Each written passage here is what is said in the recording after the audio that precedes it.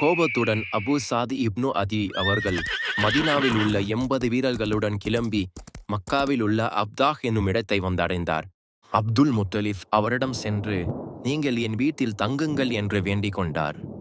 வல்லாஹி, நௌஃபலை சந்தித்து உன் உடைமைகளையும் பொறுப்புகளையும் உனக்கு பெற்றுத்தராமல் நான் வீட்டுக்கு வரமாட்டேன். ஹஜருல் அஸ்வத் அருகே சில குறைஷி பெரியோர்களுடன் பேசிக் கொண்டிருந்தான் நௌஃபல்.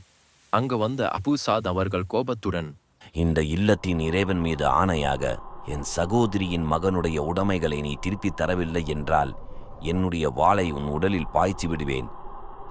அதற்கு நௌஃபல் சரி, கொடுத்து விடுகிறேன் என்று கூறி குறைஷி பெரியவர்கள் முன்னிலையில் காபாவின் உடைமைகளை அப்துல் முத்தலிஃபிடம் ஒப்படைத்தார். அதன் பிறகு இப்னு அதி அப்துல் முத்தலிஃப் வீட்டில் 3 நாட்கள் தங்கியிருந்து உம்ராவை முடித்துவிட்டு மதினா திரும்பினார். ஜம்சம் கிணறு. மொக்காவிற்கு வரும் ஹாஜிகளின் எண்ணிக்கை நாளுக்கு நாள் அதிகரித்து கொண்டே இருந்தது. ஆனால் அவர்களுக்கு கொடுப்பதற்கு தண்ணீர் போதுமான அளவு இல்லாததால் வருத்தத்தில் இருந்தார் அப்துல் முத்தலிஃப்.